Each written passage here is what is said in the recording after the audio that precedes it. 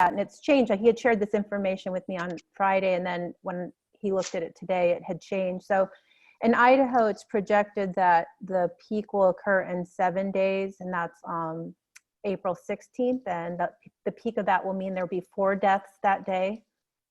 In Oregon, the peak is projected April 21st, which is in 14 days, and on that day there will be 5 deaths. That's the peak. And then they're projecting in Washington, so this, I thought this was, I didn't know this or realize this, that they're projecting that the peak may have passed, and that was 11 days ago, and the height, or the number of deaths that day were 24 deaths.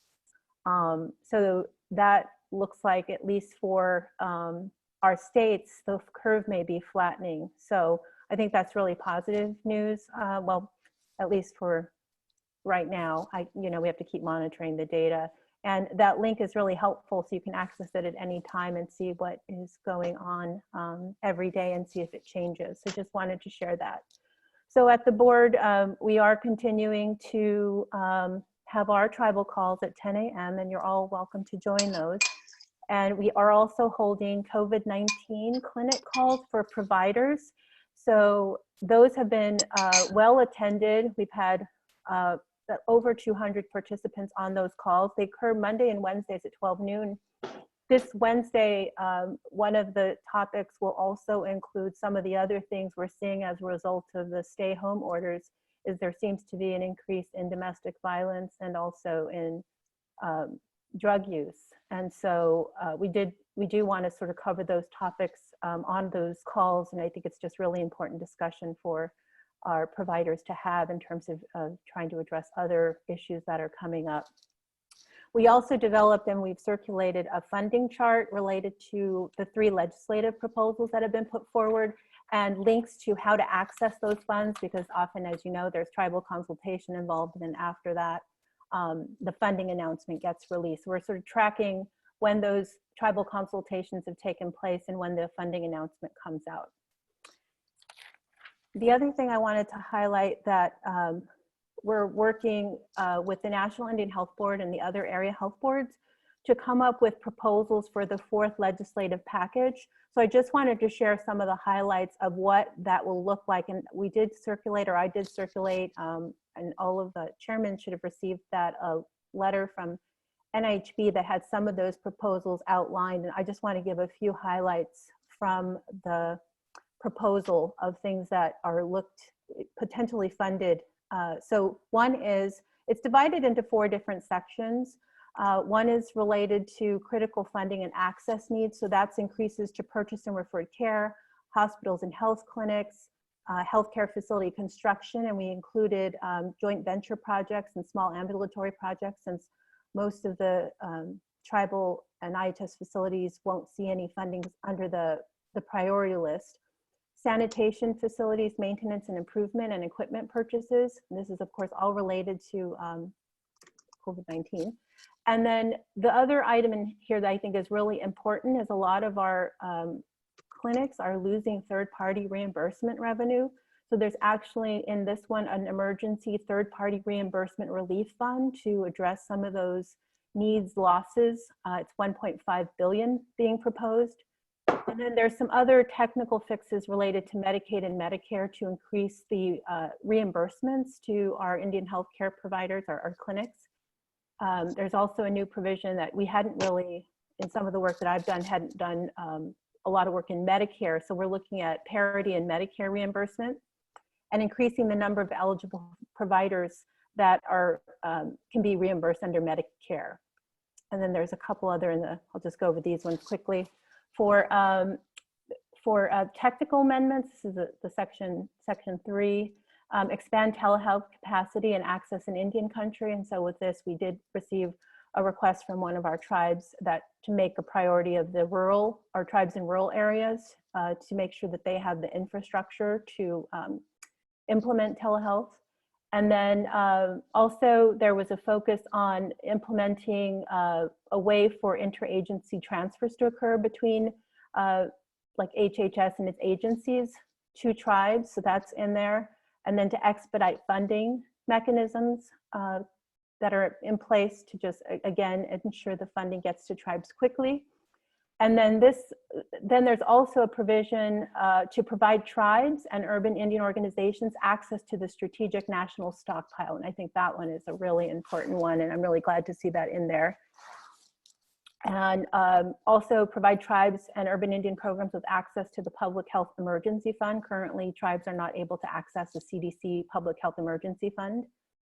And then there's a few other legislative fixes and reauthorizations, requests to move contract support costs to mandatory appropriations, a request to move 105L lease expenditures to mandatory appropriations, because as you know, those cut into the services line items every year, or have been in the past year. And then permanent authorization of SDPI with the option for tribes to get funds through contracts and compacts. And then there's an item for providing mandatory appropriations for village-built clinics.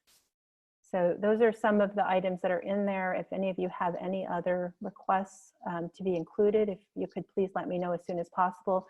We are having a call with NIHB. It's a area health board call with NIHB to provide additional feedback on these proposals. And Laura, could you remind me what the proposal is again? To who? Oh, so I'm sorry. Yeah, so this one is going to McConnell and Schumer. Oh, wait, is this for COVID-4? Yes, COVID-4. Yes. Okay. Yeah, this is COVID-4, and I did circulate the letter yesterday. If you need me to circulate again, I'm happy to do that. I just haven't got to those back emails yet. Okay. Any questions? Hey Laura, if it wasn't, I'm like the chairman, my back emails, would you, if you haven't sent that to Nick Courtney or myself, can we get a copy of that? Sure. Thank you. Terry, did you get a copy of these documents? No, but I'll get them from Laura and share them. Okay, good, thank you. I had another question. Regarding PPE, and I know there's been a lot of dissatisfaction in Washington State, I imagine across the nation, but and does that seem to be a recurring theme still? Yes, it is. Yeah, every area varies just depending on how they're being hit, but yes, the same issue with PPE and testing supplies.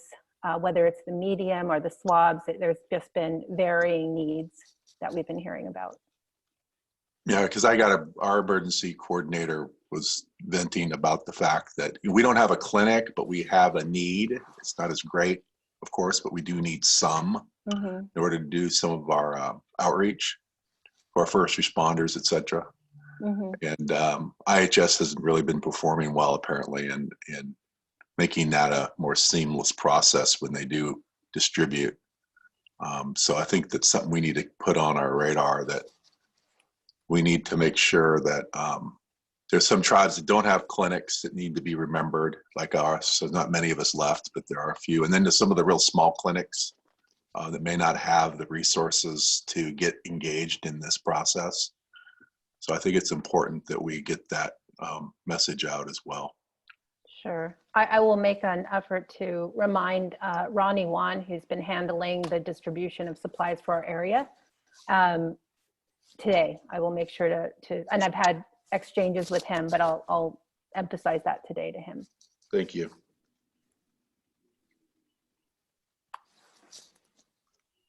Any other questions for Laura? Okay, thanks, Laura. And once again, the Northwest Portland Area Indian Health Board will be conducting their phone call at 10 a.m. this morning. So you can get that information on their website if you'd like to join their call. One more question, sorry. Sorry.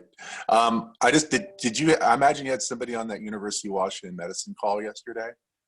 I wasn't on it, but we would have had one of our staff on it. Okay, so it was interesting. And I think we'll talk more about it, but it's kind of like the discussion of how we get our economy engaged again. And that's, of course, a big, important question for us, public health first, but we do need to see some light at the end of the tunnel, as they say. And they had a lot of interesting, did this kind of speculation. It was pretty educated speculation, but really around a lot of testing when the curve goes down. So I think the push for more testing and more testing equipment is going to be key for us to restart our enterprises and all as we move forward. So I know you probably heard a little bit about that, but I'll be talking more about that. And I'm sure we've got to get through this first, but just think out in the future, something that we want to make sure that our tribal governments have the access to that, and also encourage the federal government to push that as well. So, all right, thank you. I saw that Henry just got on. Henry, Laura's going to be leaving the call here soon. Did you have any questions for the health board? Laura at the health board? All right. I guess not. Okay. Thank you. Thanks, Laura. Thank you. Good job. Okay, and now Kevin Ellis from NCAI is with us here today. And so Kevin, can you speak a little bit to some of the funding, access to what funding is available to tribes, and also part of the implementation. Yeah, go ahead. Thanks, Terry. Hi, everybody. It's good to see you all and hope you're safe. So I'll talk about like 4 things because there's a lot going on. Some of the answers are still unknown. The silence has been deafening since the last consultation. I've reached out to Tara Sweeney and Mark Cruz and folks in Treasury just to kind of see if I could shake anything loose that I could, then float out to Indian country to make them feel a little more comfortable that some things are going in the right direction, but just not getting any traction there. But Just supposed to start a rumor, Kevin. You just got to start a rumor. I'm not starting any rumors. Oh my gosh! Enough of those around, right? Oh my gosh! I already have dealing with a couple rumors about certain positions that NCAI are alleged to be taking, and I'm like, oh my gosh, where'd you hear that from? Of course, that's not the case. But anyway, let me talk about a couple things. First, there's this $8 billion stabilization fund. As many of you were on that consultation last Thursday, I did not come away from that feeling real warm and fuzzy. There's hopefully, since that particular time, the gentleman at Treasury has maybe gotten a better feeling and understanding for Indian country to the extent that he can, but he's clearly not in the know about what is really happening out here and really what this relationship needs to look like when determining how these funds are going to go out. The one comment that he made that really flies in the face of NCAI's letter that was supported by all the tribal organizations was that that revenues that are no longer in existence creates unnecessary or are necessary unbudgeted expenses. And that his comment that we'll all get along better if we just focus on the expenditure side of the ledger and not get focused on the lost revenue side really kind of stood out for me and really have some work to do. So it'll be interesting to see what this consultation on Thursday, I guess, what is today? Was today Wednesday? I'm losing track of the days. If it's tomorrow or the day after tomorrow, where that goes. There's been a lot of conversations going about speaking to that particular issue, making sure that there's an understanding on that, and also how the funds are going to be distributed. I've seen at least 10 different formula models that cover all kinds of different things, from tribal population to employment numbers to land base to caps to bases to everything imaginable, actual expenditures. So it's gonna, there's a lot of unknowns there, and And as you know, NCAI, we were not going to be able to get around, endorse any one of those models because I'm getting it from 360 degrees on the compass, direct, no, we don't like that one. We prefer this one. And so we're just keeping it high level. It's just on the NFOA-led call, keeping it high level to making sure that Treasury, allows these expenditures to be determined in the light that tribal governments feel is in the best interest for their communities. That's all I really have to speak on that. That we've completed now 9 letters in this collaborative effort that have gone to the administration, to DOL, to HHS, to education, to Interior, to Commerce, to the SBA, to USDA. All those letters are available on our website for you to glean and read right on the front page. We have a COVID-19 page, so please feel free to look at those and reach out to us with any questions or comments on that. I want to address the one issue also with the SBA with respect to this Paycheck Protection Program. As you know, or maybe you don't know, the 7A loan program has ineligible businesses, which include gaming operations, and entities that derive a large amount of resources from gaming enterprises. Well, that's very problematic to us in Indian country for obvious reasons, because there's a lot of tribes that employ folks in the gaming business, and to not be eligible for that, that is a source of funds is a real big problem for tribes. We have been on a full court press on that issue. We've been engaging the Hill on both sides to be sending letters. We have a large, and it's not just NCAI, this is NIGA, NFOA, ATNI, everybody, getting our local representatives to say, wait a minute, the congressional intent on the Paycheck Protection Program is paychecks.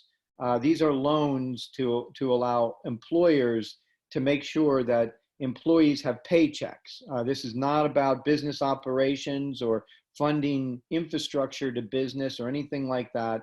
It's not about borrowing money to buy gaming machines or stuff like. This is about putting food on the table, and that by missing the point on that, you're wrongfully eliminating a lot of employees from the ability of their employer to participate in this program, and that's not the intent of Congress. So that's a real struggle every day. There was just a guidance from SBA and Treasury that came out literally 5 minutes ago. I haven't read it. We're waiting to see if that's catching any traction, but it's certainly something that needs to be flagged and we need to be aware of.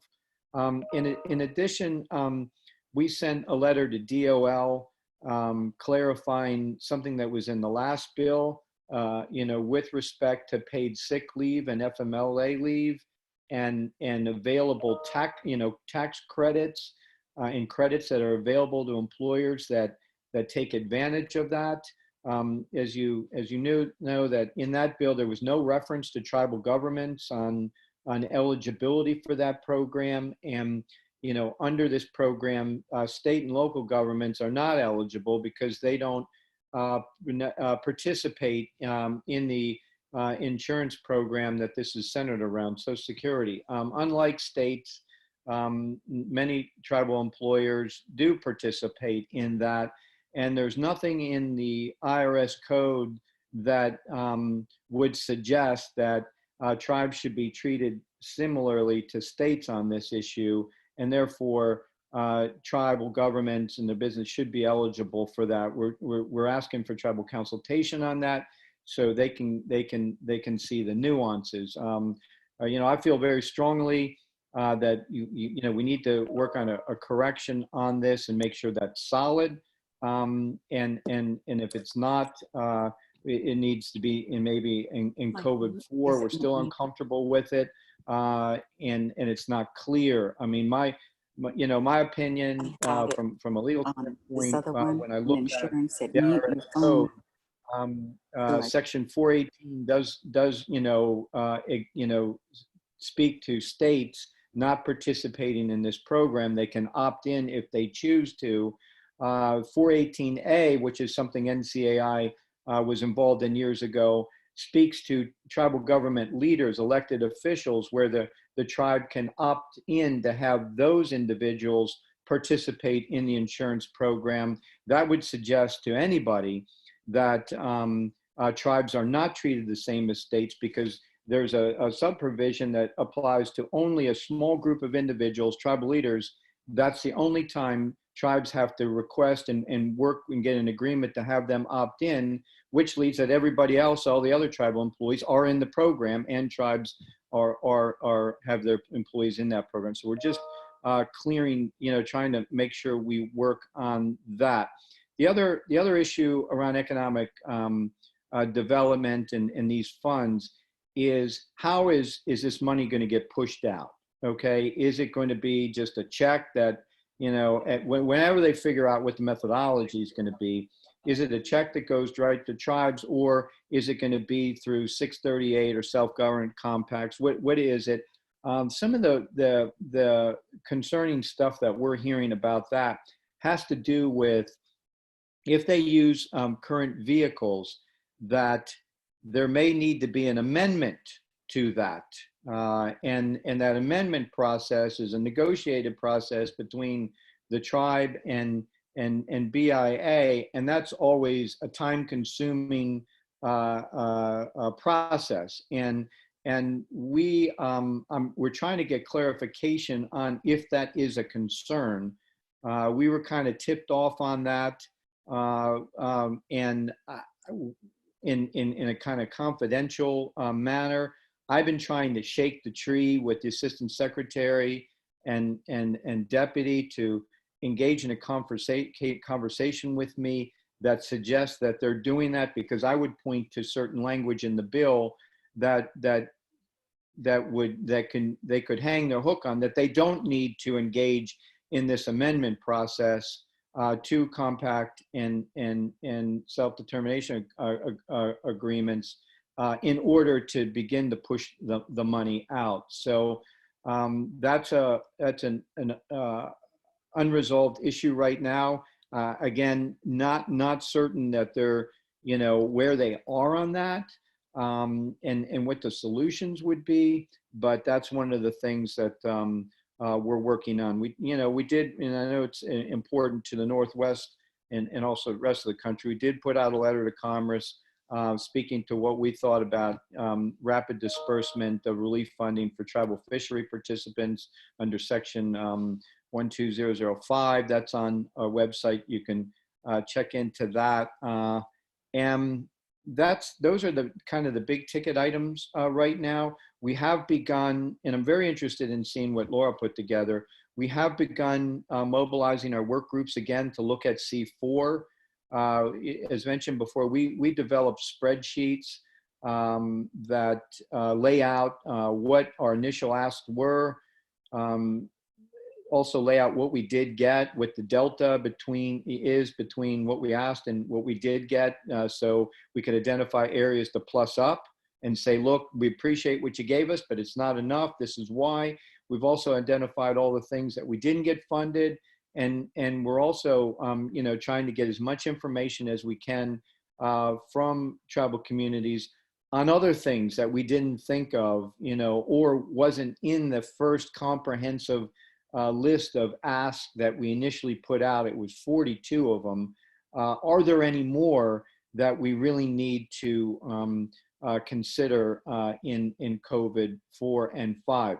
We've also dusted off the infrastructure booklet that NCAI put together on Indian country needs with respect to Indian country, all the different line items. Since we're hearing a lot of conversation that in C4 and maybe a C5, there's going to be a heavy emphasis on infrastructure. Now let me just make a footnote on that. I've heard a couple things on that. I heard yes, And then I heard the Senate wasn't, necessarily in agreement with that. The House, really big infrastructure push. I did read something in Bloomberg Gov a few days ago where the Speaker Pelosi is backing off the emphasis on infrastructure. I don't know, where that's going right now, but to the extent that it does, our working groups that are in this space are using, as a map to begin to chart out what we need to have in the next bill with respect to infrastructure needs in Indian country related to COVID-19. We're going to be using that as a foundational guideline to begin to shape what our asks are moving forward. We hope to, I was talking with somebody yesterday. I said, well, we've got a little bit of time to do this. It's not the fire drill that it was 2 weeks ago. And somebody reminded me that we're already kind of in the second week of April. I'm like, oh my God, that's right, we are. There's supposedly coming back April 20th. So we want to through this, massive, effort with these 3 work groups, and I think it's 9 different sub work groups that spin off from them, to have a good idea of what we will want to go in COVID for by the end of the week. So we again, NCAI is just kind of organizing and herding the cats and doing this. And we are signing on to these letters. There just needed to be an organization to kind of keep it, to the extent possible, focused and not all over the place. But anything that ATNI and any of you have that you think is really necessary or pressing, please let me know, or your government relations specialists that are working in these in-groups, let them know so we can make sure that it's reflected in the next. Kevin, I've got a question. This is Chairman Wooten from Samish. Yes, Chairman. Yes. Is there any funds identified for the next wave? I was on that UW call, and they're predicting this fall we'll have another resurgence in this outbreak. Is there funds set aside to address any of that? Thank you. Yeah, and that's a great question, and we've been talking about that when we, when we build in what we need in plus ups on the stabilization fund, we've got to figure out what that looks like. Right? The initial ask was 20 billion, and that was based on what we knew 2 or 3 weeks ago. In the short period of time, so many things have changed. That this concern about a flare-up in the fall and in the winter certainly needs to be reflected in the money. So the answer is yes. On this NFOA call, there was a conversation about, and this is kind of touches on this, on how we have to be careful and strategize for what that amount needs to be in that stabilization fund, in addition to more flexibility and better language that lets tribes, really backfill lost revenues that fund tribal programs. What if the $8 billion is oversubscribed, right? What if Treasury, instead of getting 8 billion, gets 12 or 15 billion? The question is, what's Treasury going to do with that? And we don't know what they're going to do with that. I think there's groups that are suggesting what they should do with that. I have yet to see anything in concrete. But what impact will that have on additional monies that we ask for later? My concern is that, say, I'm just using these numbers, no idea if they're real or not.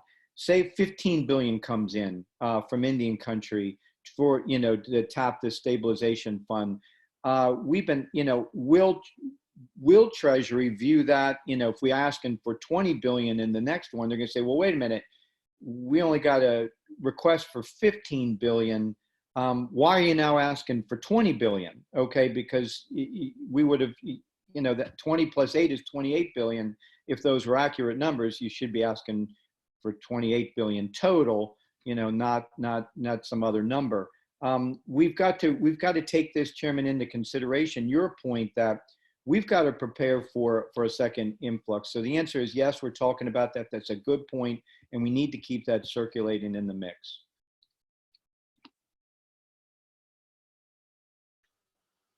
So Kevin, this is Henry. Hey, Henry. Hey, are you hearing anything else? We're getting some issues around the jail releases. We had 15 prisoners released. They're getting released tomorrow. You know, so we got 2 rapists and 1, 2, 3, at least 10 drug dealers. Have you heard anything else on other Yeah. tribes about getting this problem? Yeah, so great question, Henry. Good to see you.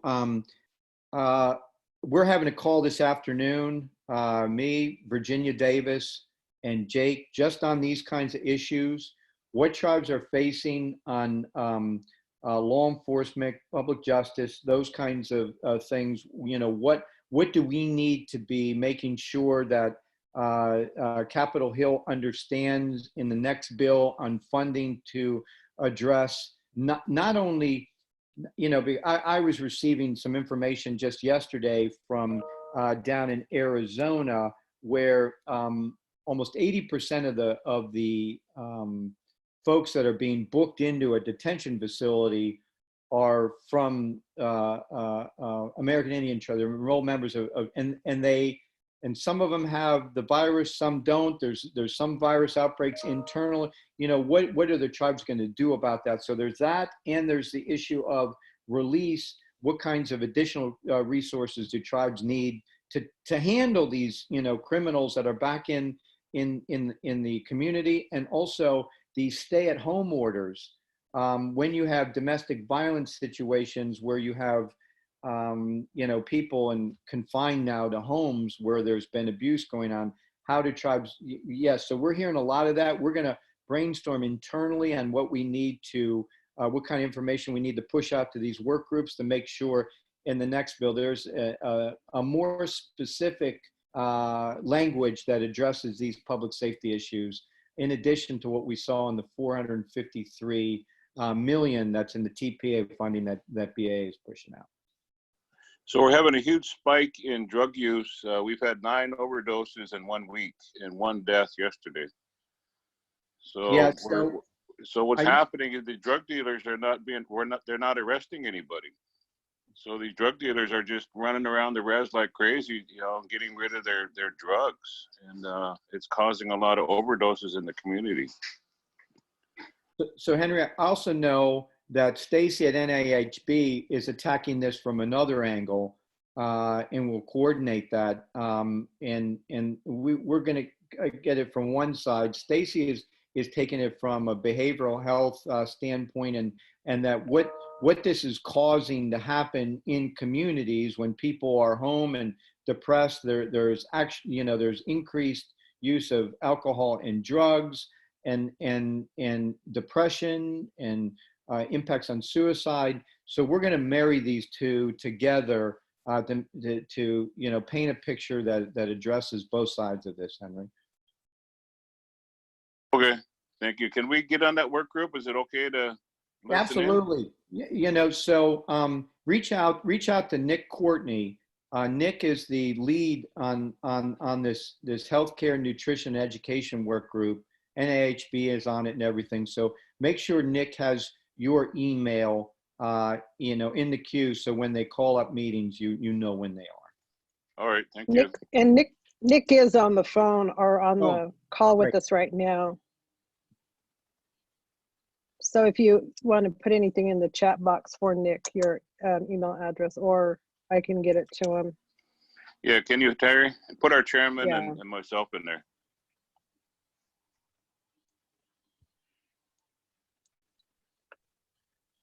So Terry, that's all I have. If there are any more questions. I have a couple of comments. This is Sharon Gowdy. I'm on the ATNI board as well as from Yakima. I have a couple of issues. I don't know if you can answer or if anyone's even asked it on the stimulus payments. You know, we've heard recently that for those elders that didn't file, that they're going to be able to use their Social Security 1099s or other information for them to receive payments. But we also have a large population of folks who don't file income tax because they're always on TANF or, you know, GA or other subsidized income for their living costs through the year, so they don't have. And so we find those that have the most need for a stimulus are not going to receive it because they don't file income tax returns, and how that would be addressed, especially with the population the size of ours. And secondly, the homeless issue is heightened because of those folks that are still, roaming the streets, so to speak, and the ability to put them somewhere where they're not only shelter safe, but they're also not being an epidemic to the other people around them. But we have a large group of students that are in high school or middle school that are homeless as well, and school was their refuge. They went to school because they had a place to go and they had a meal and et cetera. Now that schools are going to be closed for the rest of the school year and up until now, those kids not only are homeless, but they have no access to technology, to internet or to computers or any type of equipment to maintain their education while they're not in school. So we've got two very extremes of our population, the poverty stricken as well as those that are homeless, and especially our kids for educational needs. So Sharon, I on the issue of individuals applying for that relief funding that's going out to individual, citizens, I have to defer to NAFO on that. I have to be honest, I'm not as plugged into the nuances of that. I've been working on some of the other stuff. I know that Dante and NAFOA have walked through that, pretty intensively, and they were speaking to it on this call earlier today. And I'd reach out to them, but I'll also make a commitment to have one of my policy analysts respond and send something to Terry on that and do a little research on how you maneuver through that. With respect to the second thing you spoke about, certainly we strongly believe that addressing whether it be homelessness, the issue that with the kids not being in school, any expenditure that the tribe has or will have, I suppose, because this money from the $8 billion stimulus stabilization fund is supposed to be out by April 24th, is something that falls in the language of the bill as it's written.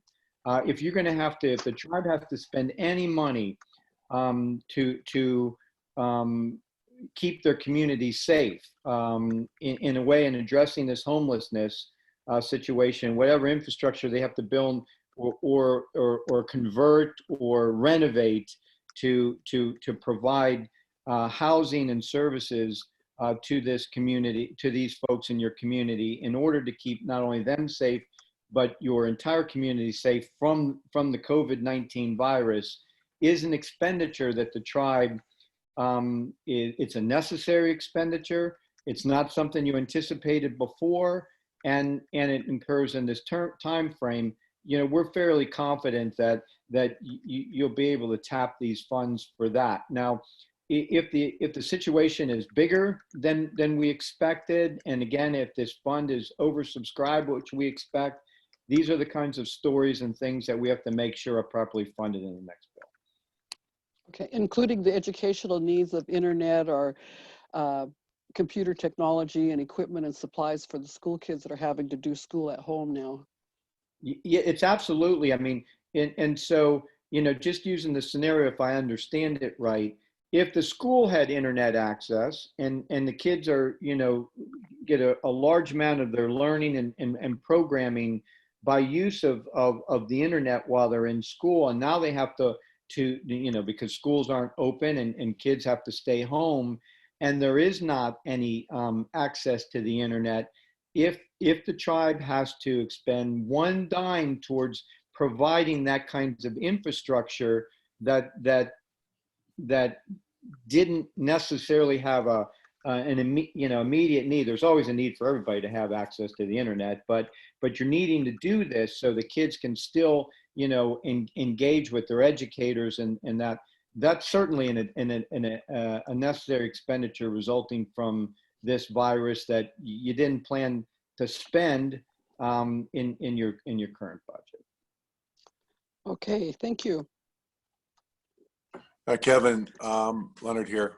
As far as the COVID-4, I know that, I don't know if you guys have talked about maybe trying to fix some of the language in reference to the Treasury. Do you think that's feasible to get that done? Because there's so much confusion here. It's a And mess.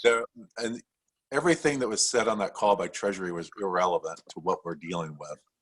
So it just seemed like what really happened is that the Congress, our friends in Congress, put this money in the budget. Treasury didn't want it. We know they didn't want to do it. So now it seems like they've got this problem. They see this $8 billion as a problem, and it seems like they're being more restrictive and irrelevant, like I said, rather than looking at ways to help our tribal economies. You know, Chairman, it's such a great point.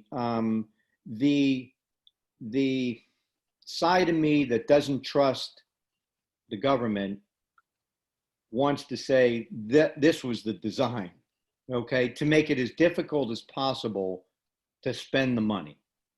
And that way, the federal government Treasury wouldn't have to spend the $8 billion if tribes can't figure out how to do it, because they've made it very hard to do it. And another way that we've also concerned of, well, we gave them $8 billion and they couldn't spend it all, so, you know, there's no more money we need to give, right? I mean, those are two things that are sitting in the back of my head, the same, you know, this is a very difficult situation for us.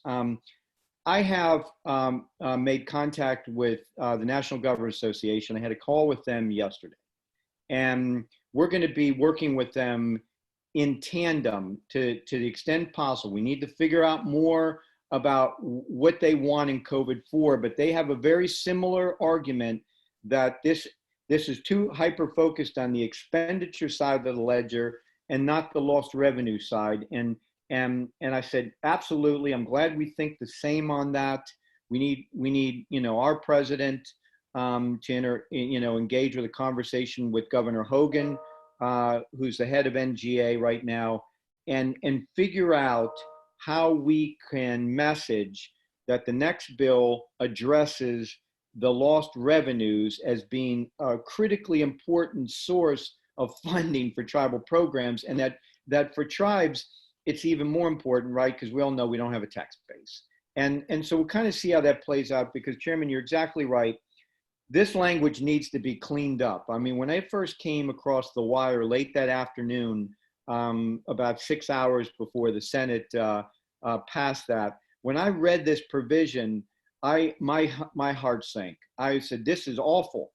This speaks to unbudgeted necessary expenditures. It doesn't speak to budgeted line items in a tribal budget that are no longer funded by revenues. It looks at something different. And what the heck does this mean? You know, and why can anybody think that this is right? And so states have some similar arguments with us. We're going to see if we can figure out some way to ride the coattails there a little bit, if you will, and have a unified message on cleaning up this language so this lost revenue source is taken care of. Leonard, I'm in 100% agreement with Kevin. I've been of that thought process since this came out, that this is all just a ploy by the administration to say we gave tribes all these monies and they couldn't use it, therefore they didn't need it and we don't have to do any more. We're kind of set, but that's me falling back on what history has taught us. And so here we are in a pandemic that we've never seen before. It's a whole new way of doing things. You got a short time frame to get this dollars out. They're going through the process to try and come up with, take comments on some formula that they have to miraculously put together in the next 2 weeks of how they're going to distribute this money. My gut is telling me they're going to fall back on what they know. They're going to pick a system that they already have in place. They're going to divide the money because that's the easiest thing to do. And they're going to be stuck with the conundrum, because I think some of them do believe that this should be economic based. And so where's the economic benefit in any one of the federal formulas that they have out there? There is no one that deals with the economies or deals with the number of employees that you have laid off or any of that. And so it really behooves us to still keep going through the motion, pushing Treasury to add that economic component at a greater strength than what's being brought forward. Because we're talking and we're all falling back into the same old formulas ourselves. We got to have land base. We got to have population base or membership base. It's economically driven. That's where our impacts are that fund all of our government. And how do we tie that back? What percentage of our employees should be factored into a distribution of these dollars? And at what portion? I mean, it's so complicated because does Washington State get a pot of money that gets divided up? Does every tribe get a pot of money that somehow gets divided up or shared out? Or is it an area distribution? Or do they divide the whole pot? X amount for number of employees, X amount for land base, X amount for, I don't know, pick a factor. And to think that they're going to come up with this formula in the next 2 weeks and get the money out by the 24th, I don't see how that's going to happen unless they're going to use a formula they already have in place that somehow can be tweaked to add this component. But that's, I mean, we're on the outside looking in, trying to guess what's happening. So it's somewhat frustrating and uncertain, but I know that we can't stop trying to get it done, or the reality will happen based on our fears of how we've always been treated.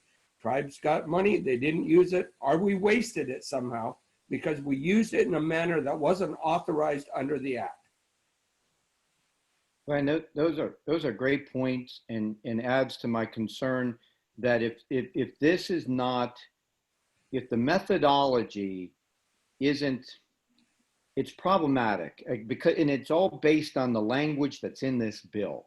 Because if you just give tribes lump sum amounts or something like that, they're at risk of, at the back end, when there's an audit, of kind of, you know, being in an uncomfortable spot, right? That someone makes a decision, well, wait a minute, that wasn't authorized and all that, you know. So there's a lot of potholes or trenches or moats in our way here that we need to be conscious of. So tribal leaders really need to make sure, no matter what the methodology is, that everything is documented down to the most minute detail, because I hate to say that I just don't trust the mindset behind this. We have to remember that not only do we have the historical context of the schizophrenic behavior this government has towards Indian country, but the White House didn't want to give us anything. You know, that afternoon, less than 8 hours before this thing was approved by the Senate, the White House had zero on the table. So we know where their head is on this, that they don't want to give us anything. And it was like pulling teeth to get the $8 billion.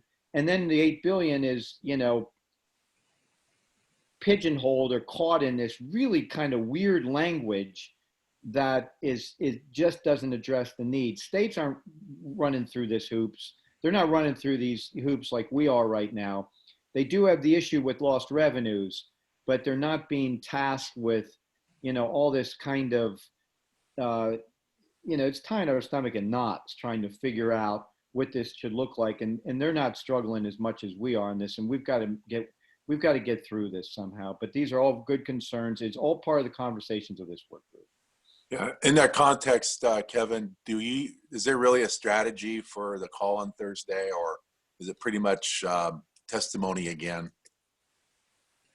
Yeah, so, you know, that goes back to my point that the silence has been deafening. You know, can't kind of get an idea of what they're thinking about and what they're playing with, other than the little stuff that leaks out to us that has nothing to do with how they're thinking about what the methodology should look like. I can't stress it enough that tribal leaders across the country need to stress on this call that unbudgeted expenses associated with COVID-19 are everything under the sun that would have been funded to keep our tribal programs alive had it not been for a loss of our revenues. And that, yes, we are focusing on the expenditures. The bill tells us we have to focusing on our expenditures. But as we focus on our expenditures, we have to be mindful of why we have these expenditures. And the expenditures are because we don't have the revenues anymore. And so to tell us to focus on expenditures and not pay attention to revenues makes no sense. And that tribal governments, have to make these expenditures, and we would make these expenditures to run our programs. We're not funding lost profits. We're just funding revenues that went into funding these programs. And we really got to use their language, come in it from an expenditure standpoint that does touch on the lost revenues, but not say, hey, you got to, and instead of coming in it from the revenue door, come in it from the necessary expenditure door, noting that you need these necessary expenditures because there's lost revenues. If we come in the other way, it looks like we're too hyper focused on the lost revenues, and they'll hang their hook on that and say no, and not sure we get the point. I don't know if that makes any sense. Yeah. So Kevin, this is Henry. So another point is that we were underfunded to begin with.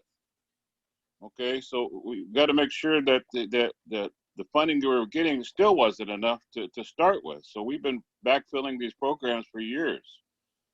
So again, you need to also look at the baseline that we've been getting for the last 20 some years, and we've been backfilling their trust responsibility. Yes, and that's a great point. And I know this is hard to hear, but I've got to just put it in the context, because it was made clear to us by our friends who went to bat for us on the $20 billion on both sides of the aisle, and to those that really helped us, that we have to keep the language for them to be able to help us to this particular situation. If we try to tie it too much to, well, you need to make up for stuff that you didn't give us last year and last decade and the decade before, or if we tie it too much to what you should be funding us, had this not happened over the next 3 or 4 years, we're going to lose them. Okay, so Henry, we just had to be strategic about that and take your point into consideration. But they've made it very clear that we do not want to hear about what are tribes going to face between now and in the end of the year, and until they open that door. And Nancy Pelosi started to, okay, and we've got to watch that about what happens next year, the year after with respect to infrastructure and backfilling past inequities in appropriations for infrastructure. If she opens that door, then we've got to take that argument and run with it. But they made it, Henry, they made it so clear to us, do not couch it in that kind of language or you won't get any traction. I know that's hard to hear, and I'm not disagreeing with you. There's a way to do it to make sure we don't lose them.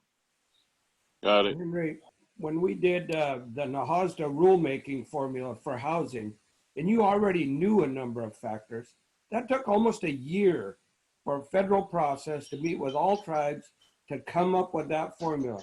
Now you've got 10 times the amount of money, and you got to figure out how you're going to divide it up through some formula in 3 weeks. It's dumbfounding to think that's going to happen. That's why I think they're going to fall back onto something they already know. And so how do we tweak that, which we don't know yet, which system they want to use, whether it's housing or IHS or 638 or through some process. How do we tweak that and come across with a message that keeps it focused on what the act was? It was an economic stimulus as a result of coronavirus. So we need to focus on the economy. Our message needs to be to Treasury on Thursday, that same thing. We believe you have the latitude to interpret this language that addresses those revenue losses that we have. I didn't get a comfort level on that call when he says, we can't create language. We're going to use our latitude to try and interpret it, but we can't do anything that's not written in there. And we need to encourage them to use their latitude to interpret this, because I think they do have that authority. It's just whether they choose to use it or not. And keep focused. We need to have a unified message. It needs to be economically driven, because those economies are our tax base that fund our governments. So Leonard, are we meeting with Senator Murray and Senator Cantwell and Kilmer on our side?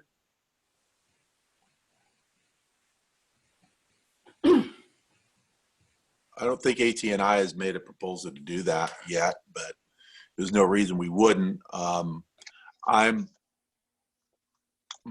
thinking about COVID-4 as far as getting language in there to Well, I think fix on it? both. It sounds like they're going to clean up some of this language in round 3, but into round 4. But we need to be meeting with Senator Murray and Cantwell and Kilmer to find out where they're at.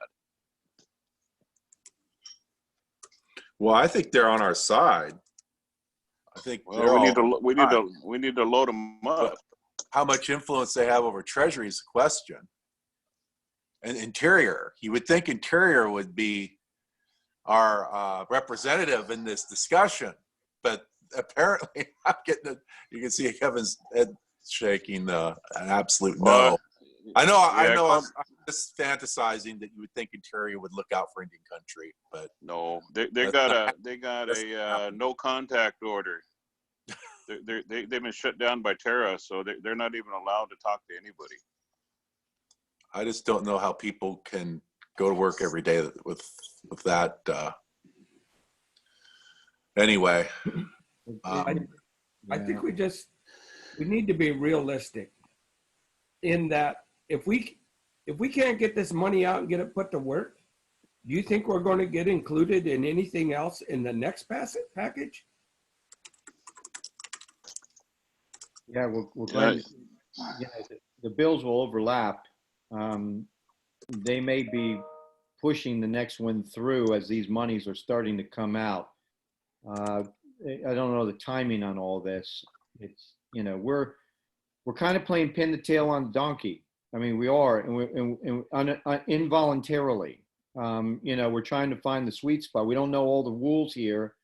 We're dealt with a bad hand to deal with. And again, I can't stress enough that however we message this to Treasury, and the NCAA letter is drafted that way, is approach it from the expenditure side consistent with the language that footnotes that we have these expenditures because of revenue. That's the only way. And then we got to try to work with the states in cleaning up this language in COVID-4, that if it doesn't come out the way we want in COVID-3, which I don't feel warm and fuzzy about it, I really don't, that COVID-4 recognizes lost revenues. And I know the states are fighting for that. It's a big deal with them, and we've got to align with them on that if we can, if there aren't any other reasons that cause us not to. well, I'll reach out to the Governor Inslee's office and try to get a call together with them, just to kind of get a feel for what he's hearing, and then we can follow up. One thing I think that's going on here, obviously, is that there's $8 billion stimulus, and under the prescription that Treasury seems to be following, there's not going to be $8 billion worth of need. And it almost, like you said, kind of feeds into your conspiracy theory. So my first feeling is like, okay, we're going to get some money, and it's going to be hopefully a relevant amount if they get this all out the door like they say they're going to, and then they're going to try to claw back and take it back from us, because they're going to send an inspector general out there, and I don't think it's going to be Trump's inspector general, or maybe it will be, unfortunately. But they're not going to interpret. They may interpret this loosely, they may not. But I'm just thinking outside the box here that do we just take do we just go out like we said in the call, we're going to spend this the way we believe it should be spent, and then have to fight that battle later on down the road? I guess that's up to every individual tribe to just decide.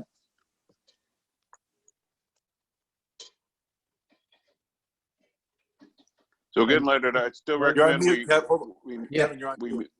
Yeah, and you're right, Chairman. And my concerns with a lot, you know, then there's these formulas and these models that I'm seeing, you know, and where I've seen models up at high that every tribe's going to get a base amount of $7 to $10 million.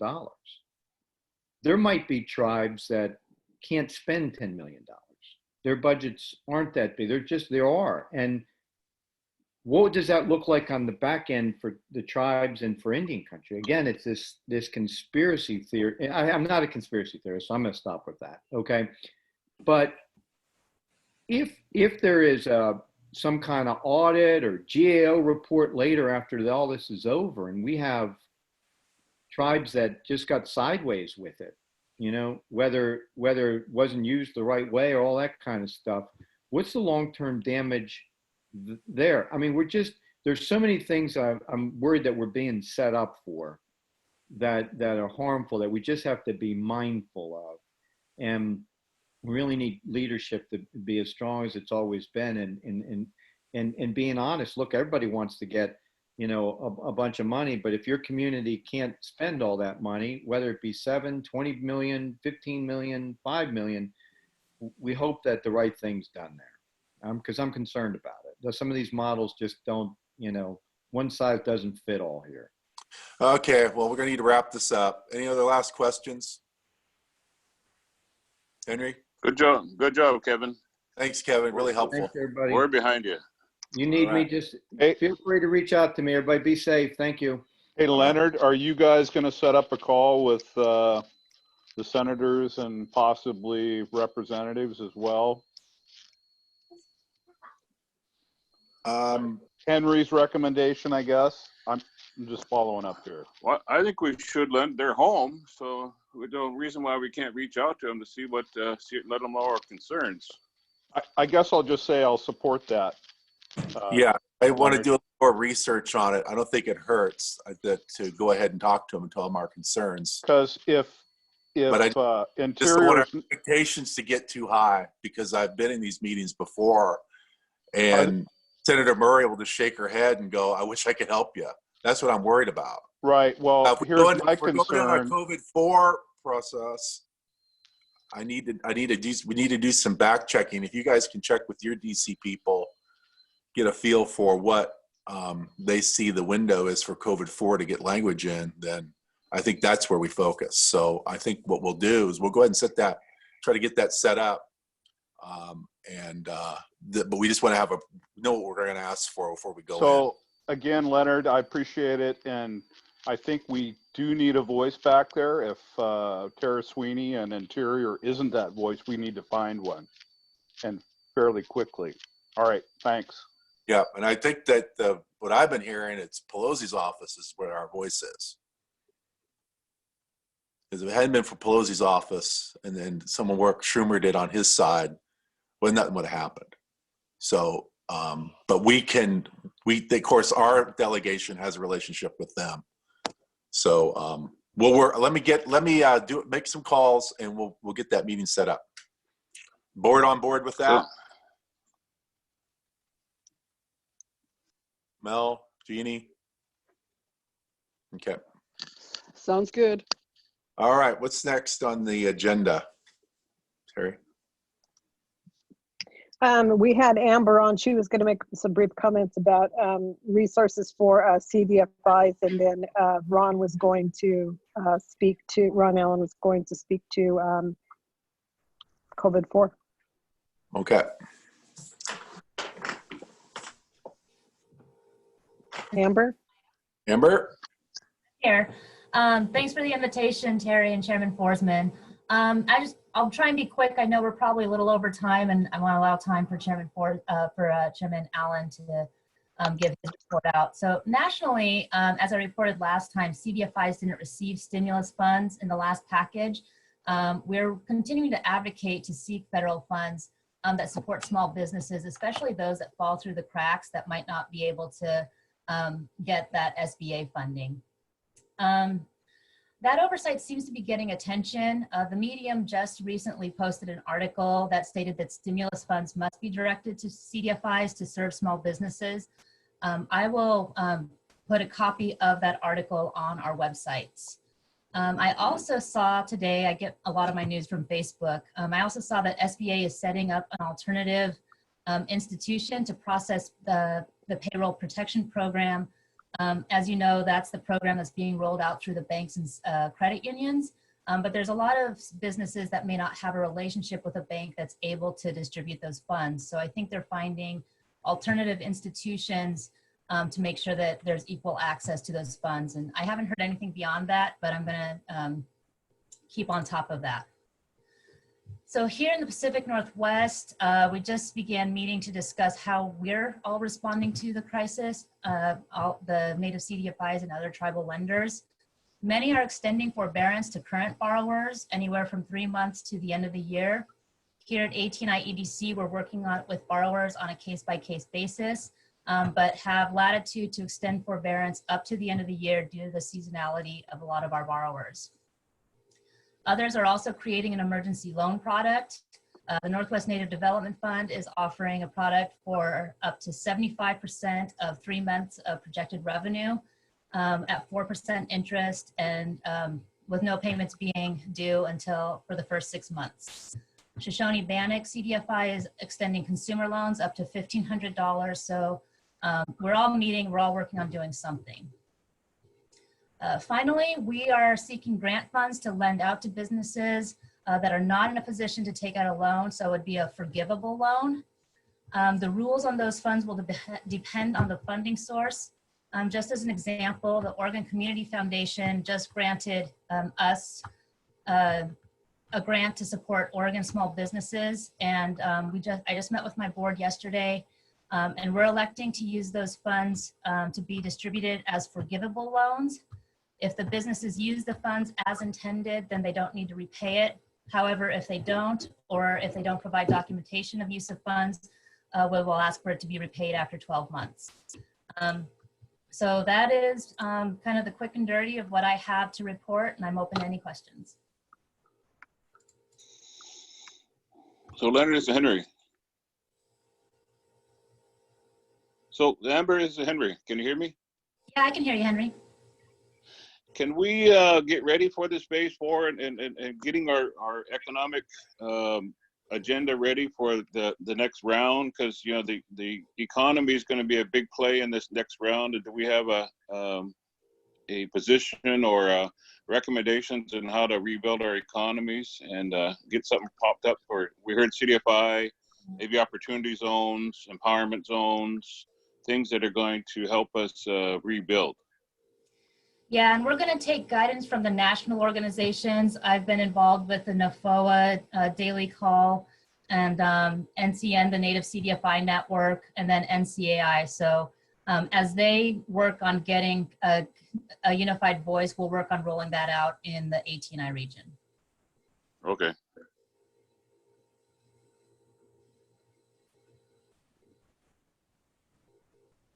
Yeah, and I was going to say, Amber, that I think EDC could help in maybe coming up with some policy guidance on what happens as this curve starts to go down, because that was really, I think this is something that, like I said, the health and the economics start to lay over the top of each other.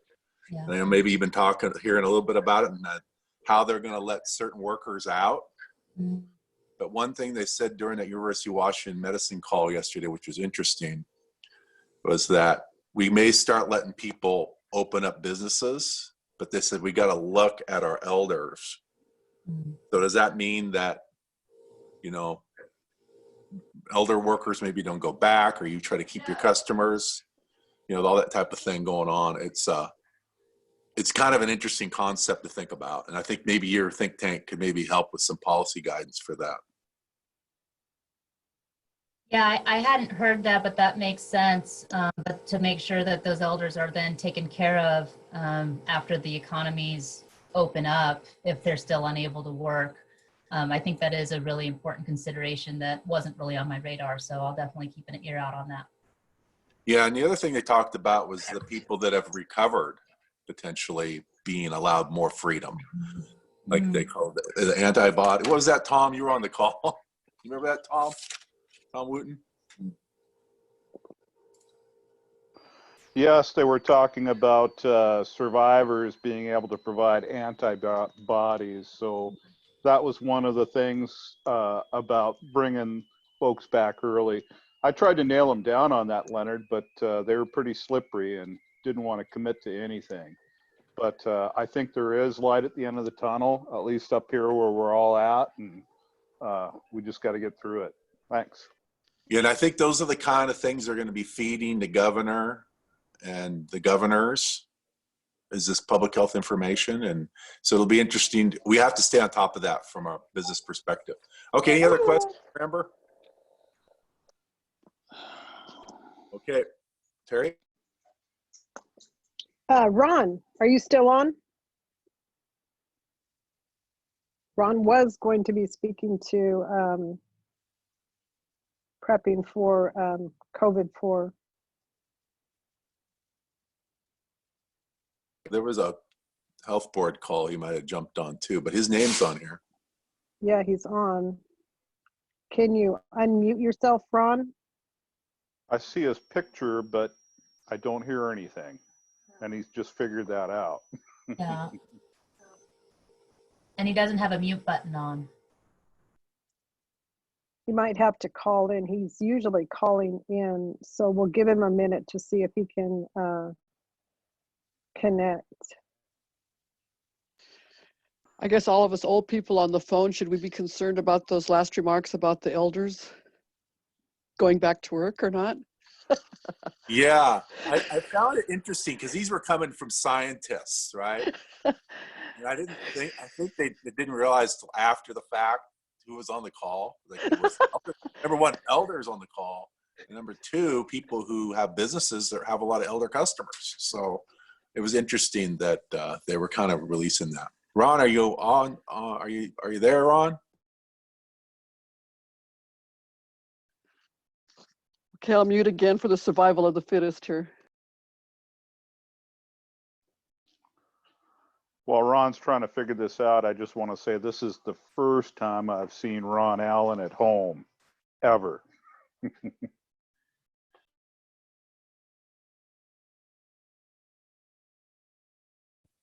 I'll get a picture of that for his history's sake there, Tom. I'll put it in the ATNI archives.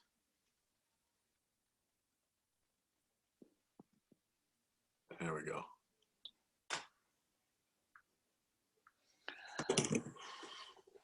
So Leonard, is Henry. Yeah. Go ahead. Hey, one of the things that I want to see us take a good look at is what we're seeing at Lummi is the the expansion of telemedicine, telehealth, telecounseling, and online education. So one of the things that we want to start working towards is this whole era is going to change everything for our kids. They're going to change everything for our elders. And the telemedicine is another way that we're discovering that it's a lot safer, a lot easier for to bring up our elders on the iPad and provide services. But I don't know if other tribes are thinking that way. But this is a big shift, and we want to expand on this whole need to do telemedicine. And we're doing probably about 100 online visits a day. So our guys are really changed the way we provide services to our people, and it's working.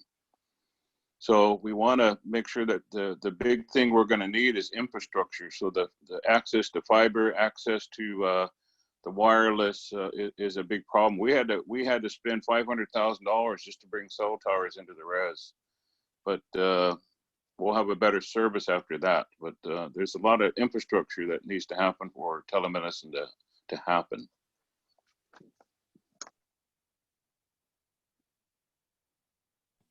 How do you take the blood pressure over the internet? You have to give them a machine? I'm not sure how they're doing that. Yeah, they gave me one, so yeah, I Oh, get okay, blood cool. pressure every day. Okay, Ron, are you there? Oh, not yet. Okay, just real briefly, ATNI would like to do a census campaign with videos from tribal leaders. If you could do a brief, like 10-second-ish, plus or minus, video. Ron's on the chat box. Yes, And I was thinking about that as well, at least for my citizens, and I think it does make sense if we have a unified voice. So I will send you what I produce. Did you get okay, mine? great. Did you get mine, I Terry? I did not. No, I sent it, but it didn't go through. So I'll try to send it Okay. again. And Joel Moffett from the ATNI staff, he'll be coordinating that project. So, but if you'd like to participate, we'd appreciate everybody participating. And Coeur d'Alene has expressed their interest and maybe putting out some competitions. So let's have a good time with this. Can you post it on the website and any kind of deadline dates with your specific criteria for doing that? Sure. Okay. Okay, so Ron is saying his IT guys have changed his system and he has video but not voice. Could we put a phone number in there for him just to call in the chat? Just have him call a number and give him so he can just call in at least.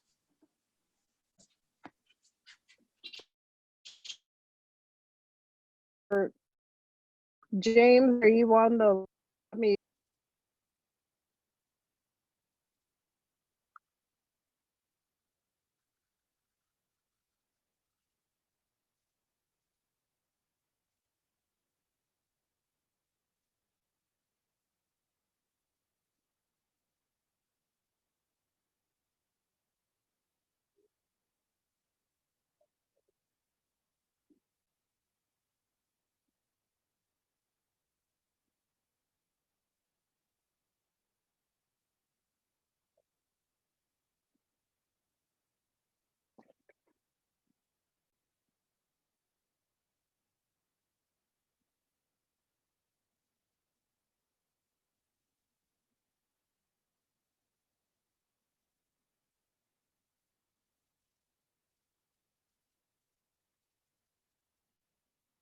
Can you see? Well, I guess he can't answer. There you go, Ron.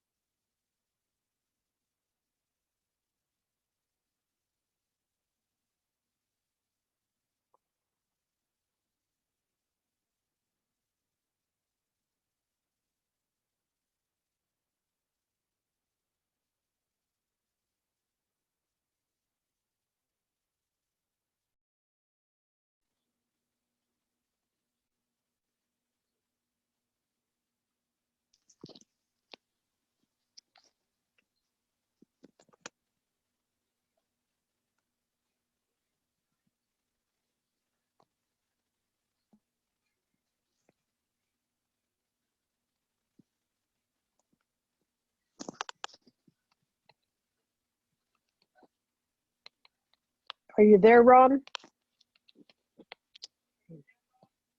Can you hear me? Yes. Oh my God, this is. I'm not letting my IT guys touch my system again. Okay. Okay. For some reason, I don't have video anymore. But anyhow, so what the main thing I was going to emphasize, Leonard and Terry, is that because Pelosi is emphasizing the infrastructure, it's going to be really important for us to communicate with all the tribes to start putting together their wish list of infrastructure needs. I know there's going to be other issues, and I heard you guys talking through some of the other issues where they're going to try to fix some of the issues in Stimulus 3, in Stimulus 4. That is some oversights. But set that aside. On the infrastructure side, it's everything that you can imagine under infrastructure. Now, if you look at the NCAI infrastructure document that they produced a couple years ago, it's a good guide to help you start identifying what those issues are. And so they're the obvious that everybody should know. Everything from roads and bridges to culvert issues to broadband capacity, housing for employees. That's an issue. That's a problem in your area. You have employees that you're recruiting, but you have no housing for them. That's an infrastructure issue. So you want to make sure that all those issues that are under the umbrella of infrastructure. Now, one of the things that was a mistake back in the stimulus on the early Obama years is they made it shovel ready, and so we want to make sure we have language in there that allows us to use these monies for design and engineering, so that at least you can spend money preparing for whatever that infrastructure need is. So that is an important objective that we would have, because it was a lost opportunity for many of the tribes in the past. So that, to me, that's one of the big issues. I think you guys have already talked about some of the clarity issues that need to be addressed with regard to the PPE issues and the healthcare issues that Laura has already identified. So I don't need to say anything more than that, other than we need to urge the tribes planners and to start putting together that list and attach numbers to it, even if they're estimated numbers, so that we can try to get a better sense of what that number is that's needed in Indian country. Going to one of Kevin's points about the $8 billion in the 3, we made our best estimate, and probably $20 billion was probably closer to correct than the $8 billion. But regardless of that point, we just did the best guess back then. And if we have inventory and we have numbers that we can pass a red face test, then it makes it easier for us to make that argument for a specific set aside for the tribes. So that was my main points, Leonard, that I wanted to underscore with regard to 4. It's going to take a while. They're already in a spitting match over is it needed, or if it is needed, which they seem to be leaning towards, but what is actually in it. Ron, this is Henry. Yep. Have you heard anything on hospitals and clinics? Is that going to be part of that? Yes, that is part of it, and one of the things that I think people are trying to decide is that identifying hospitals that were underdeveloped, if maybe I put it that way, or the need for clearinghouses for supplies. So that was one of the big issues that's very controversial right now, is the availability of the strategic stockpile, if I can put it on that point. But we don't have any in the Northwest, and So tribes should be thinking about that as well. So hospitals, clinic capacities, dialysis centers, etc. What about public health? I don't have an answer for that. Laura would probably have, and NIHB would have a better answer to that than I have. Okay.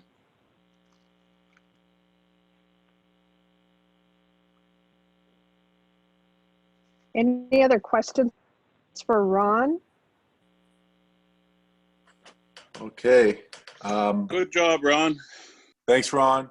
And Ron, Yep. really quick, Kevin did jump. Did you have anything to add as far as what if there's any suggestions you have for Thursday's call, if any? For Thursday's call? Yeah. Well, boy, we are all over the map with regard to the 8 billion and the formula. I saw the Lummy's letter that went out this morning, I think, and he had a bunch of different criteria in there that have been debated and discussed, including they are advocating the same as Red Lake, the cap. So the question of the day is, depending on what criteria they have, do they have the database? And I've been going back and forth with Mark Cruz, who's in the middle of this with Tara, on coming up with a database that they're going to use to develop the formula. So the question is, what database are they going to use? Population database. What base are they going to use? What's their current numbers? And we haven't even seen it. So if they have a number in there for your population, Leonard, and let's say that your number is 1,000, but that they have 500, you would want to be able to say, no, we need to correct that because I'm going to miss out on some money. We don't know what that database is for population. I'm pretty certain they have a good database for land. That was the one. That's an item that's been in a number of people's recommendation. Do you have land?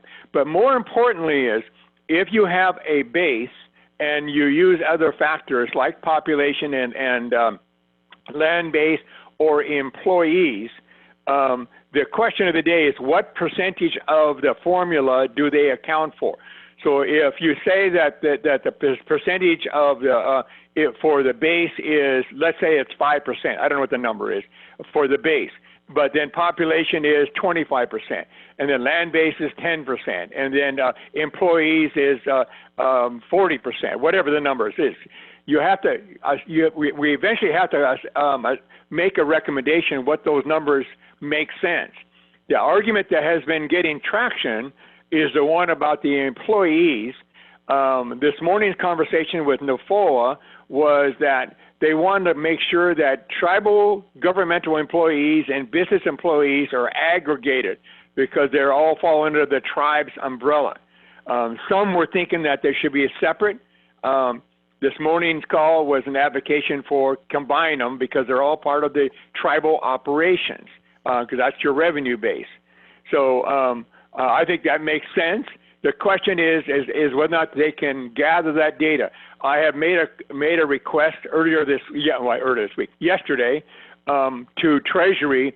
Can they gather that data, and can they, with the 951s, I think they're called, and there's another one out there, but can they gather that data and aggregate the ones associated with the tribe?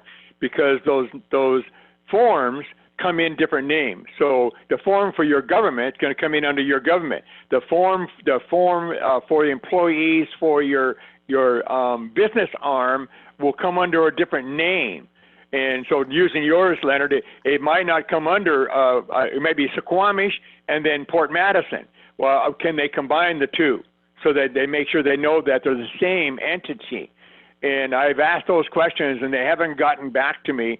I think that we should ask those questions if can they gather that data for it to be a criteria and in a timely manner, and can they aggregate those associated with the same tribe so that it's one number under one tribe. So that's pretty much where we are. the large tribes who have large numbers, Navajo could be a good example, or a tribe that has a very large operation. Shakopee could be a good example. Pechanga down there in California, because they have large numbers with employees, and then many of these guys, Mohegan up in Connecticut, have a very diversified portfolio. And so are they going to aggregate those numbers? And so at the end of the day, do they need to be, does there need to be a cap? And then one of the other things that confuses this matter is all of our businesses that have less than 500 are falling under one category. All those businesses that are over 500 fall into a different category. Are they going to try to separate them out? And that's an interesting question that I don't have an answer to, but it may well get raised on Thursday. Now, one more thing, Leonard. I went back and forth with Mark Cruz about being transparent. They're not communicating with us, and there's instructions within the Interior and BIA, do not talk to the tribes. They're very explicit about that. I've tried to reach to some of my friends and allies in there, and they said that they don't want to get caught having talked to the tribes when they are told explicitly not to.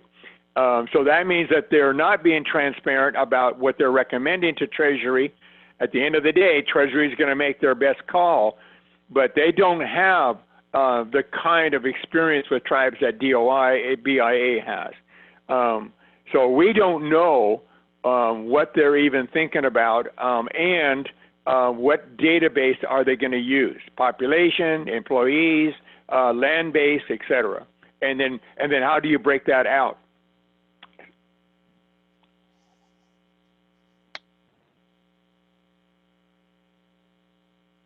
Well, that's helpful, Ron. If tribes haven't got their comments in, I would think try to get them in before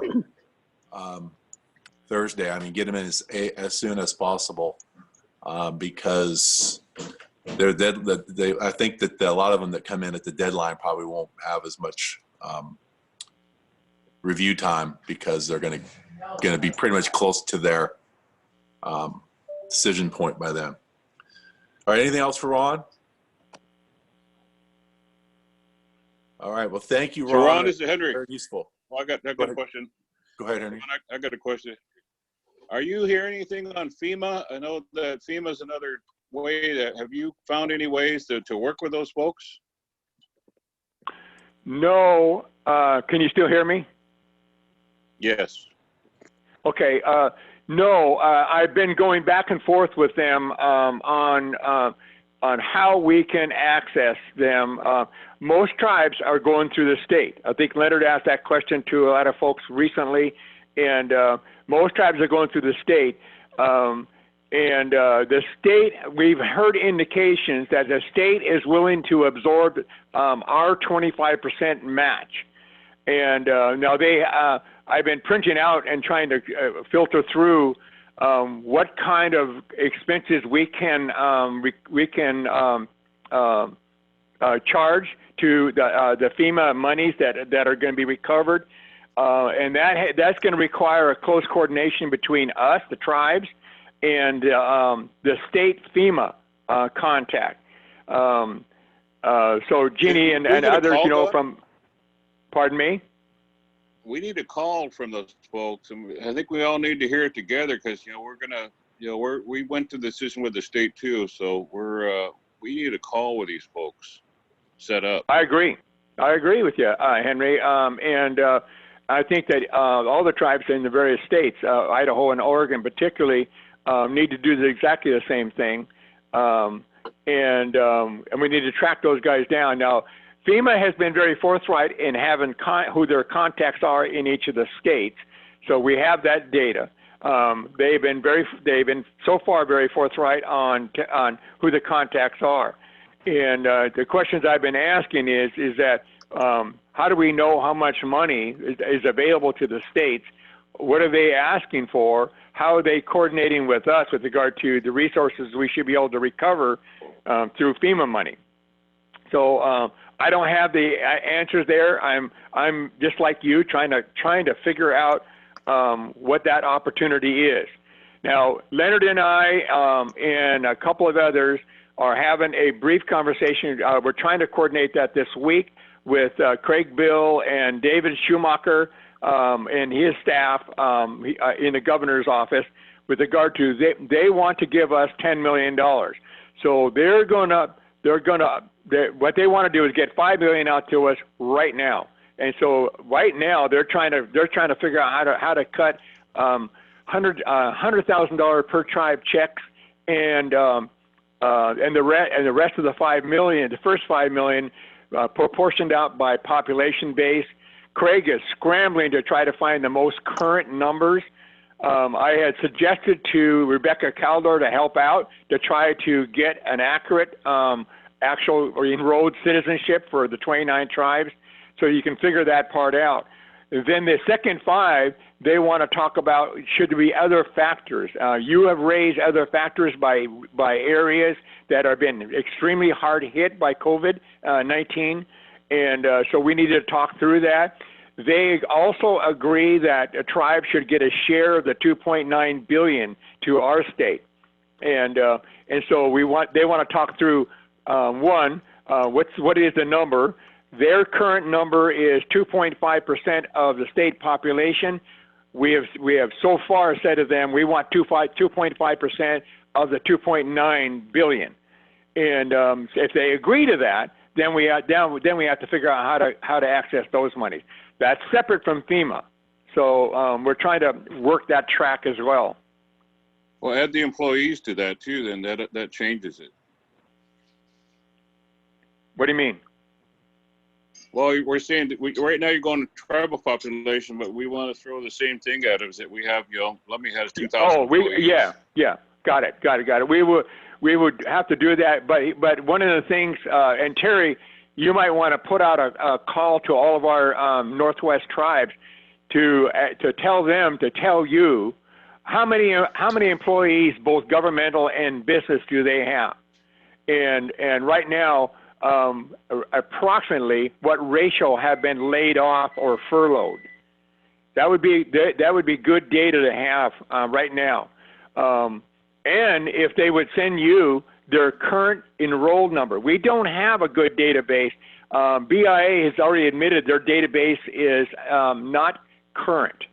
So they're going to go off of an old base, and so that's a database that needs to be updated.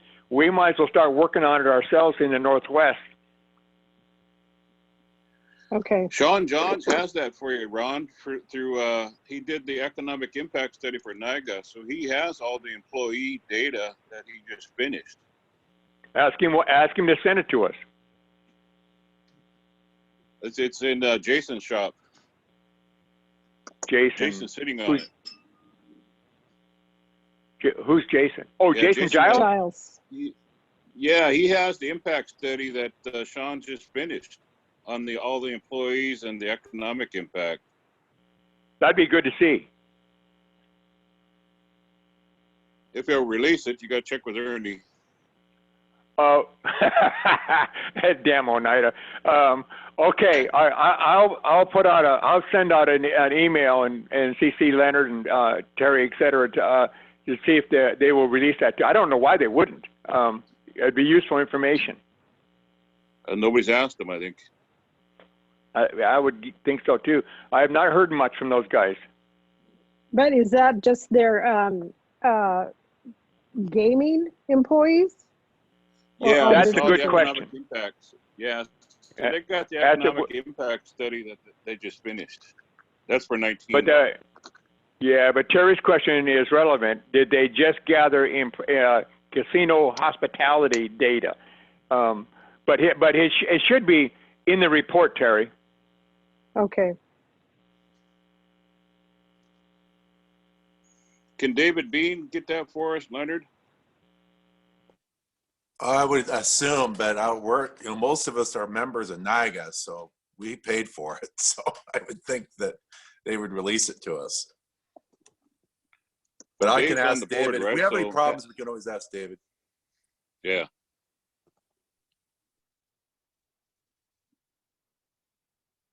Ron, did you, just real quick, could you tell me, you said on the state side, we're working on FEMA money that, that we're just going to apply through the state for money that we could apply to directly to the federal government. But the fact is, if we go through the state, we have a lot less paperwork and documentation and infrastructure things that we have to do. So it makes more sense if your state, the issue with us is our state's pretty relatively charitable when the charging, not charging us at 25% holding. And then we also said, you also said something about another fund. Is that the fund that the state's getting through Treasury? No, the 200 million is from the legislature. Oh, so okay. Yeah. So there's the FEMA money and the ledge. Okay. Yeah. All right. Unlike you, I got so damn much stuff here. Trying to figure out this damn all three, the current bills, and now the fourth bill is coming, and my home office is turning out to my tribal office, and it's freaking a mess. Yeah, mine is too. Jeannie's laughing at me. Okay, well, good enough. Anybody else have anything before we conclude the meeting? Good job, Hey, Leonard. Leonard, Yes. can you hear me? Oh, Yeah. I just wanted to ask Ron, so are you saying then, or did I hear you right, that the casino employees then will be reimbursed or for their salaries? Well, it's not clear. Cantwell's office has been contacting me about it, and they're apparently trying to work with Commerce and SBA on the provision for tribal employees under 500 is one thing. The employees over 500 is in a different category where they get relief. There is provisions in there, and I don't know where it is, Jeannie, that said casinos aren't eligible, and I've yet to find that, and they're trying to clarify that that's not true, particularly for tribes. And now you can, and there's different provisions in there for the big industries, and that's where the Nevada guys and Jersey guys are earmarked, so to speak. So I don't have a great answer for you, Jeannie. Okay, well, that's what I was thinking is, what are they doing for Nevada, for Las Vegas, as far as their casinos? That's their only, impact they would have is on their employees. That's correct. That's correct, and they want help.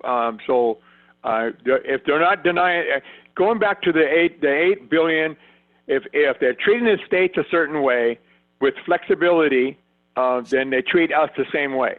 Well, we want consistency in terms of applications to the government, but if they treat an industry the same way, simply because our industries are under our governmental umbrella, they should still be treated the same way. So the problem is the way the bill was constructed by what they categorize as small businesses under 500, and those over 500 are treated a different way to get relief. So you're going to have to look closely at it. I don't have those provisions right in front of me, but I do know that they're in a different section of the bill. If your employee, I'm sure your employees have to be much larger than 500. Right. Yes, over 1,000. Yeah. And so we're paying them their salaries for being off during this time, and we're not using unemployment. So that has to figure in there somewhere. Well, I think that those employees, I could be wrong about this. I think that those employees can be in the Payer Protection Act provision, and where you can get a loan, and I think the loan can go up to $10 million. And if it's for carrying employees forward, that they're loans that turn into a grant, and so it's a forgiven loan. So, Right. and the devil's in the details of that provision. So you got to look at it very closely. Is that under SBA, Ron? Yes, SBA. Saying that that would extend to enterprises over 500? I think so. I was just looking at it. I got to find it again here. Well, the main I thing think is so. the bank. So it's your bank Yeah. that you Yeah. got to work with. It's not SBA. It's the bank. Yes. Yeah. Well, even SBA is a bank. It goes through. The banks go through SBA to get the guarantee and also the forgiveness conditions. Yeah, the one I'm looking at is the one under 500, Leonard. I don't see the one. I have to look harder to find the one over 500. All right. All right. Well, anything else? Okay. On that last issue that was raised, can you get an attorney from NCAI or someone from their economic development department to interpret that question for us? Because I think we're all interested in the over 500 employee and the Payment Protection Act issue. I think NAFOA probably would have a pretty good handle on that, wouldn't you think, Yeah. Ron? Yes. And, Yes. Definitely. Adams or another auditor. Yeah. I think Jake at this NCI is on it and Fatima, but I would go to Dante. And if you like, I'll shoot him off a question, that question, and I try to get a feedback from him, as well as Jake and Fatima over at NCI. Yeah, and then just forward that to Terry, and then we can get it out to everybody. Yeah. I'll CC both of you guys. All right, well, good enough. I think we're going to go ahead and adjourn unless there's any final thoughts here. We'll be getting back together again before so we have more information on the COVID-4. So right now, are we doing that? Go ahead. Next week? Yeah, we should try to do it next week. All right. So we'll set something up for next week. Hey, Okay. Leonard, before you go, are you going to send something out before the Thursday call? The White House call, was that? I heard you mention that it would be nice to everybody to have the same idea going into the meeting, but. It's a good point. I did send Kevin an email, and I wanted him to summarize his kind of rambling statement that he admitted was kind of rambling because it's so complicated. I felt sorry for him. That to kind of get that in writing, and I think he said they're drafting a letter or something. So I will get that. We'll get that out to everybody so you have something to draw from before the Thursday call. That's a good point, Tom. Are they going to let us talk again, Leonard? I was wondering if they're going to let the same people in. I wasn't planning on jumping on necessarily, unless you guys think we should. We've other than maybe restating that we need flexibility, but they've already heard from us. So I don't know. Maybe if we'll have to see how it goes. But I don't know, Ron, because the thing is, I think the answer is yes. I think the answer is yes, Leonard. That if you feel you should be prepared to put yourself in the queue if you don't have questions up front. By listening to the dialogue, I'm going to jump on because these questions that I'm asking, I want them to be a little more transparent with me.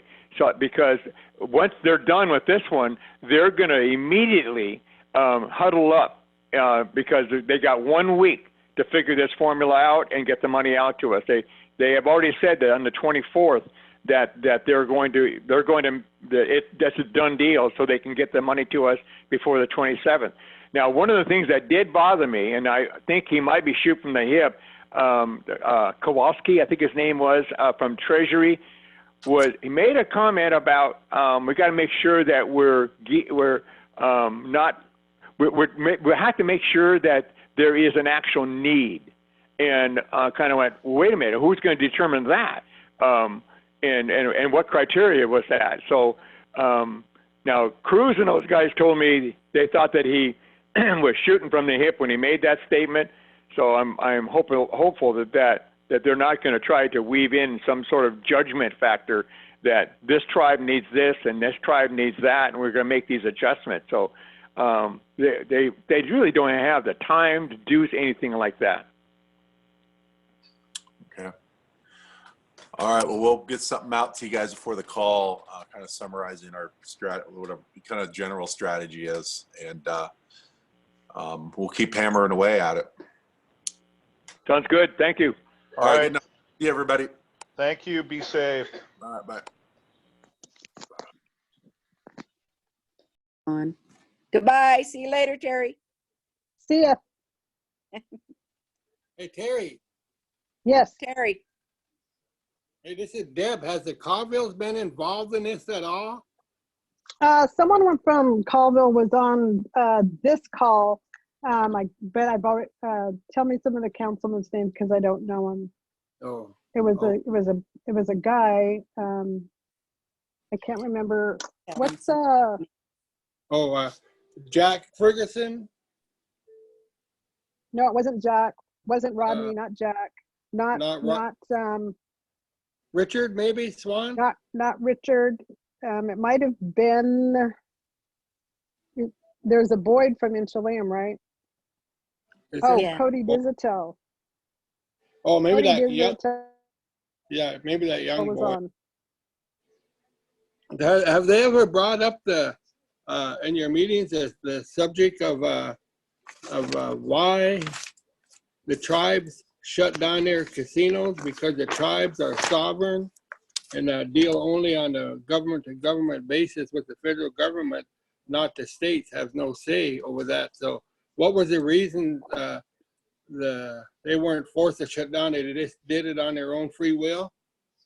Yes, yes. And I've seen Okay. that in writing saying we're doing it in the best interest of protecting employees and the general public. Well, one of the things So that's bothering me, I thought I heard this morning that the governor of Washington is shutting the schools down till August. So anything about the tribes' business? Some of these tribes, that's the only game in town for them is the casino. That's the only thing that brings them income. So I'm just wondering, if they shut the tribes down till August on these casinos and stuff, $8 billion ain't going to be enough. no, Governor Inslee shut down the schools for the rest of this current school year, which is through May or June. So that's not closing down businesses until August. Someone must have just said August in terms of that's when they'll start up again. But he's closed it down through May. But okay, so in the chat box, hang on just a minute, dang it. In the chat box, Cody Dizitel was on and he said Colville's council was on another call, so he covered the call and he'll be reporting back to them. Oh, shit. Well, we're screwed. Say, okay, thank you. Okay, thank you. Okay. All right. Oh. Well, we'll talk to you later then. Okay. See ya. Bye.